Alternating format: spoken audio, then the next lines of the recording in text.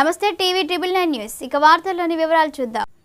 ఈ భద్రాద్రి కొత్తగూడెం జిల్లా ఇల్లెందు పట్టణంలో మహబూబాబాద్ పార్లమెంట్ బహుజన్ సమాజ్ పార్టీ అభ్యర్థి కోనేటి సుజాత గెలుపును కాంక్షిస్తూ ఇల్లెందు ప్రధాన రహదారిపై భారీ రోడ్ షో నిర్వహించారు.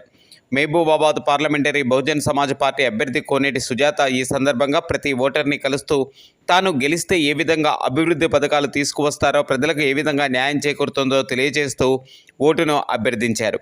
కార్యక్రమంలో ఏర్పాటు చేసిన కార్నర్ మీటింగ్లో ఆమె ప్రజలను ఉద్దేశించి మాట్లాడుతూ మహబూబాబాద్ పార్లమెంటు ప్రజలు ఒక్క అవకాశం ఇచ్చి ఏనుగు గుర్తుపై తమ అమూల్యమైన ఓటు వేసి అత్యధిక మెజారిటీతో గెలిపించాలని కోరారు.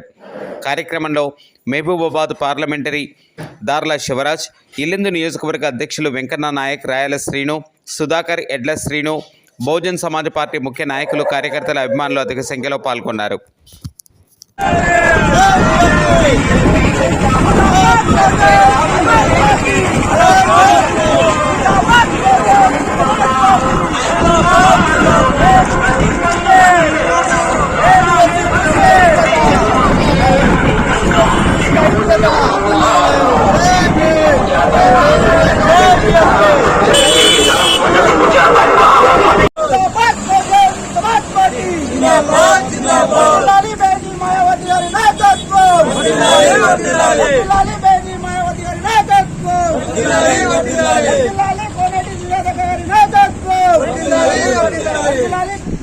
అందరికీ జేబీ మళ్ళీ.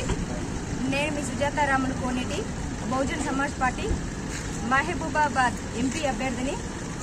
ఈరోజు ఇల్లందు నియోజకవర్గంలో చాలా చక్కగా యాత్ర చేయడం జరిగింది. మరి ఇక్కడే పక్కన ఉన్న మన ఉక్కు ఫ్యాక్టరీ ఏమైందని నేను అడుగుతున్నా. 15 సంవత్సరాలు ఎంపీగా ఉన్న మన స్థానిక నాయకులు ఎందుకు పార్లమెంటులో ఒక్క నిమిషం కూడా వాళ్ళ గొంచెత్తి పేదల కోసం, మన వెనకబడ్డ బడుగు బలహీన వర్గాల కోసం మాట్లాడడానికి పార్లమెంటులో అవకాశం రాలేదని నేను ఇవాళ అడుగుతున్నా. నాయకులు మారుతున్నారు, అధికారులు మారుతున్నారు, ప్రభుత్వాలు మారుతున్నాయి. కానీ మన పేదల బతుకులు ఏడేసిన గొంగడి ఆడనే అన్నట్టు ఏడేసిన బతుకులు ఆడనే ఉన్నాయి. ఇవాళ వానొస్తే తడిసిపోతున్నాయి, గాలొస్తే ఇంటి మీద ఉన్న కప్పులు లేచిపోతున్నాయి, మీద కప్పుకున్న పట్టాలు లేచిపోతున్నాయి. మరి మన ముఖ్యమంత్రి ఇంటికాడ ఇట్లనే ఉంటుందా?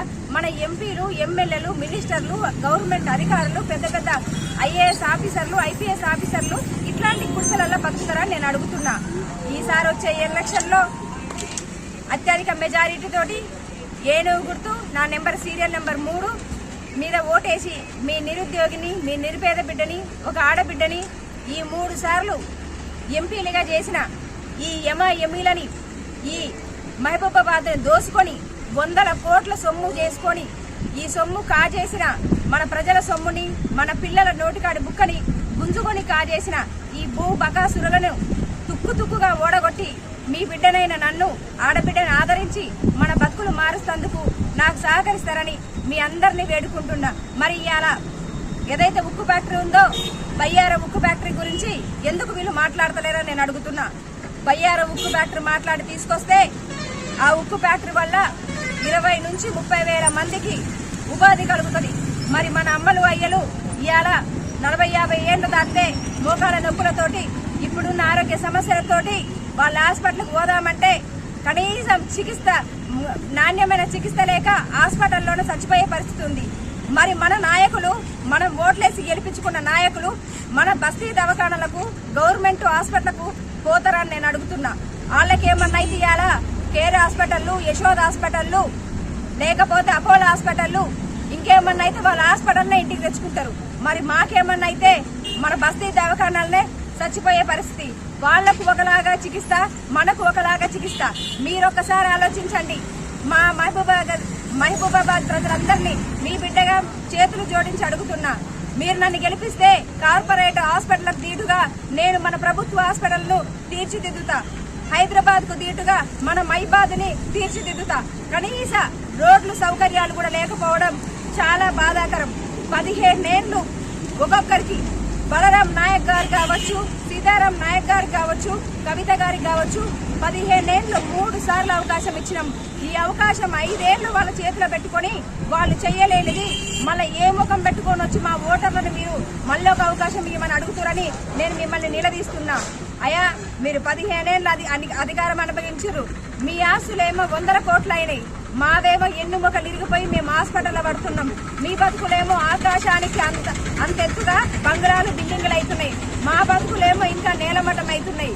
మీరందరూ ఒకసారి ఆలోచించాలి. నేను ఒక నిరుద్యోగిని, నిరుపేద బిడ్డని, ఒక ఆడబిడ్డని. ఇవాళ 29 సంవత్సరాల పెళ్లి గాని ఆడబిడ్డ అధికారం కోసం వస్తుంది. గ్రూప్ 2 ఎగ్జామ్లు రాస్తే పేపర్ లీకేజీలు చేసిర్రు. 36 లక్షల మంది తరఫున ఇదే కోనేటి సుజాత పేపర్ లీకేజీలు ఎందుకు చేసిరని అప్పుడున్న టీఆర్ఎస్ ప్రభుత్వాన్ని ప్రశ్నిస్తే ఆడబిడ్డను చూడకుండా మగ పోలీసులతోటి ఉమెన్ టీం లేకుండా, ఉమెన్ కానిస్టేబుల్ లేకుండా మగ పోలీసులతోటి కొట్టించి పంపించిన ఈ నేర చరిత్ర, ఈ నీచమైన చరిత్ర కేసీఆర్ ప్రభుత్వానికి. మరి ఇప్పుడు గవర్నమెంట్ మారింది, మా మీద కేసులు కొట్టేయంటారని మేము అడిగినాం. లేదా మాకు ఉద్యోగాల సంగతి ఏమైందయ్యా అని అడిగినాం. మేము ఇప్పుడే అధికారంలోకి వచ్చినాం, పదవులు పంచుకుంటున్నాం, సీట్లు అమ్ముకుంటున్నాం. ఆయన దోసుకొని పోయిండు, ఇంకా గింతో అంత ఉంది, మేము కూడా ఊడ్చుకొని పోతున్నాం అన్న మాదిరిగా ఈ కాంగ్రెస్ ప్రభుత్వం ఉంది. ఉన్న కేసులు కొట్టేయకపోగా పైగా కొత్త కేసులు మా మీద పెట్టడం జరిగింది. అయ్యా, ఇన్నేళ్లు మేము మహిళలని అట్లా పూజిస్తాం ఇట్లా పూజిస్తాం, మన భారత మాత మహిళే కదా అనే నాయకులారా, కొంచెమైనా సిగ్గుందా? మా మహిళల పట్ల, మా ఎస్టీల పట్ల ఎన్ని దాడులు జరుగుతున్నాయి. మరి మీ ఇళ్లల్లా మీ పిల్లల మీద, మీ పిల్లల మీద జరుగుతా మీరు ఊరుకుంటారని నేను అడుగుతున్నా. ఇవాళ ఒక బిడ్డ, ఆడబిడ్డ వచ్చి ఎంపీగా పోటీ చేస్తుందంటే ఎంత అట్టడుగు వర్గాల నుంచి ఎన్ని అవమానాలు ఎదుర్కొని ఎంత ఇబ్బంది పడి ఉంటుందో మీరందరూ ఒకసారి ఆలోచన చేయాలి. ఇన్నేళ్ల పాలనలో మా మహిళలకు ఇండిపెండెన్స్ వచ్చి ఇన్ని రోజులు అవుతున్నా మాకెక్కడ రక్షణ ఉందని నేను అడుగుతున్నా. ఇవాళ మహిళలకు అన్ని రంగాల్లో ఉన్నారు, మహిళలకు అన్ని అవకాశాలు ఇస్తున్నామని చెప్పిన సిగ్గులేని నాయకులారా, మా మహిళా రిజర్వేషన్ గురించి ఏమైంది? మా మహిళా రిజర్వేషన్ గురించి మీరెందుకు పార్లమెంట్ లో మాట్లాడతలేరు? మీకెందుకు నోట్లు వస్తలేవు? మేమెంత, మా మాట ఎంత అని? ఇది మేల్ డామినేషన్ సొసైటీ కాదా అని నేను అడుగుతున్నా. మహిళలని కూడా మెన్స్కి తీటుగా మేము సమానంగా చూస్తున్నాం, అన్ని హక్కులు కల్పిస్తున్నాం, సమానత్వం పాటిస్తున్నామని చెప్పే నాయకులారా, మీ రెడ్లు ఎంతమంది ఉన్నారు ఇవాళ అధికారంలో? మీ దొరలు ఎంతమంది ఉన్నారు? మా మహిళలు ఎంతమంది ఉన్నారు? ఉన్న 2-3 మహిళా నాయకులు వాళ్ళు కూడా దొరల కింద ఇవాళ గులాంగిరి చేస్తారు. ఇవాళ మా ఆడబిడ్డలకు అన్యాయాలు జరిగి, మానభంగాలు జరిగి, అక్రమాలు జరిగి మేమందరం ఇవాళ పోలీస్ స్టేషన్లకు పోలేక, పోలీస్ స్టేషన్ నుంచి కోర్టులకు పోలేక, వాళ్ళు అడిగే ప్రశ్నలకు సమాధానాలు చెప్పలేక, లాయర్లకు పైసల ఫీజులు కట్టలేక మా ఆస్తులు అమ్ముకొని ఇవాళ మందులు తాగి వచ్చే పరిస్థితి ఉంది. నిన్న మేము గాడికి పోయినాం. 3-4 రోజుల నుంచి తిండి తిప్పలు లేకుండా వాళ్ళ జీవాలని పక్కన పెట్టి, కుటుంబాలను పక్కన పెట్టి ఆడనే పండుకునే పరిస్థితి ఉంది. గిట్టుబాటు ధర లేదు. అయ్యా రేవంత్ రెడ్డి, 100 కోట్ల ఆస్తి సంపాదించుకున్నావు కదా, మరి నా రైతులకు గిట్టుబాటు ధర ఎందుకు వస్తలేదు? మీకేమన్నా అయితే హాస్పిటల్ మీ ఇంటికి వస్తాయి, మీకేమన్నా అయితే అధికారులు మీ ఇంటికి వస్తారు. మా సొమ్ము దోసుకుంటున్న మీరు రిజిస్ట్రేషన్లు చేయించుకోవాలన్నా మా భూములను, గవర్నమెంట్ భూములను అధికారులను ఇంటికి పిలిపించుకుంటారు. మరి మా రైతుల పొలాల కాడికి ఈ కొనుగోలుదారులు ఎందుకు పోయి మా ధాన్యం కొనరని నేను అడుగుతున్నా. మహబూబాద్ ప్రజలందరూ ఆలోచించుర్రి.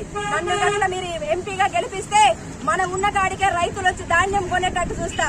నాలాంటి నిరుద్యోగులు ఎంతో మంది ఉద్యోగ అవకాశాలు లేక, బయట దేశాలెళ్ళి చదువుకునే పరిస్థితి లేక, ఇంతో అంత చదువుకున్నా అక్కడ ఉద్యోగ సదుపాయం లేక ఇబ్బంది పడుతున్నారు. అట్లా చదువుకునే వాళ్ళకు నేను సహకారం అందిస్తా. అక్కడ ఉన్న వాళ్ళకు అకామిడేషన్ అరేంజ్ చేస్తా.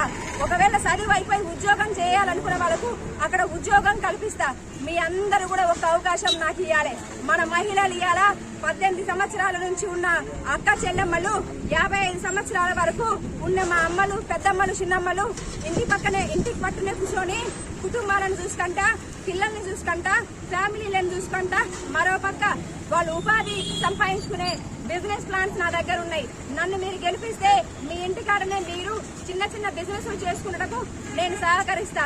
ఇవాళ మహబాద్ ఎట్లయిపోయిందంటే పాకిస్తాన్ లో ఒక మూల ప్రాంతం లెక్క ఉంది. ఎక్కడ చూసినా మన మహబాద్ ఎట్లుందంటే దోసుకున్నోనికి దోసుకున్నంత అన్నట్టు అయిపోయింది. కనీస రోడ్లు సౌకర్యాలు లేవు, హాస్పిటల్లో కనీసం సరిపడ సిబ్బంది లేరు. సిబ్బంది ఉన్నా, ఒకరిద్దరు డాక్టర్లున్నా మనం పోత పలకరించి ఏమైందని పట్టించుకునే నాదుడు లేడు. ఒకవేళ అది కూడా ఉన్నా కూడా మన దౌర్భాగ్యం సరిపడ మెడిసిన్ లేదు. మెడిసిన్ ఉన్నా కూడా అవి ఎక్స్పైరీ డేట్ అయిపోయి ఉంటాయి, సరిపడే మెడిసిన్ ఉండవు. మరి మన పేదోళ్ళ బతుకులు ఇట్లుంటే వాళ్ళ ఎందుకు కళకళలని బంగాళాలు లెక్కున్నాయని నేను అడుగుతున్నా. మనం ఓట్లేసి గెలిపించినాం కదా, ప్రభుత్వం అంటేనే ప్రజలు, ప్రజలంటేనే ప్రభుత్వం కదా. మరి ప్రజలని మోసం చేసి ఇలా గద్దెనెక్కే నాయకులారా కొంచెమైనా సిగ్గు తెచ్చుకోండి. యువతకు అవకాశం ఇస్తున్నాము, మహిళలకు అవకాశం ఇస్తున్నాము, మహిళల కోసం అన్ని బిల్లులు ప్రవేశపెడుతున్నాము, మహిళల కోసం అన్ని చట్టాలు తెచ్చిన మన నాయకులారా మణిపూర్ లో జరిగిన విషయం ఏదైతుందో ఒకసారి జ్ఞాపకం చేసుకోవాలి. అప్పుడున్న ప్రభుత్వం బీజేపీయే. మణిపూర్ సంఘటన జరిగినప్పుడు కేంద్రంలో ఉన్న ప్రభుత్వం బీజేపీ అయితే రాష్ట్రంలో ఉన్న ప్రభుత్వం కూడా బీజేపీదే. ఆడబిడ్డలను అతి కిరాతకంగా, అతి ఘోరంగా రేపులు చేసి మర్డర్లు చేసిన పరిస్థితి ఉంది. మరి ఈ కాంగ్రెస్ లో గెలిచిన బీజేపీకి పోతారు, టీఆర్ఎస్ లో గెలిచిన బీజేపీకి పోతారు, బీజేపీలో గెలిచిన మళ్ళీ ఇళ్ళకి వస్తారు. అంటే వీళ్ళందరూ కూడా దాగుడు మూతలు ఆడుతున్నారన్నమాట. మరి ఇవాళ తెలంగాణలో కానివ్వండి, భారతదేశంలో కానివ్వండి, పేదోడికి అన్యాయం జరిగితే ప్రశ్నించే పార్టీ ఏదైనా ఉందా అంటే బహుజన్ సమాజ్ పార్టీ మాత్రమే. ఇవాళ ఎవరి కోసమైనా గొంతెత్తి మాట్లాడే పార్టీ ఏదైనా ఉందా అంటే బహుజన్ సమాజ్ పార్టీ. ఇవాళ అమ్ముడు పోని పార్టీ ఏదైనా ఉందా అంటే అది కేవలం బహుజన్ సమాజ్ పార్టీ. ఇవాళ మన హక్కుల కోసం, మన ఆత్మాభిమానం కోసం, మన యువత జీవితాల కోసం, మన పిల్లల భవిష్యత్తు కోసం కొట్లాడే పార్టీ ఏదైనా ఉందంటే అది బహుజన్ సమాజ్ పార్టీ. అట్లాంటి బహుజన్ సమాజ్ పార్టీ నుంచి గిరిజన బిడ్డ అయిన నాకు ఒక అవకాశం వచ్చింది ఎంపీగా.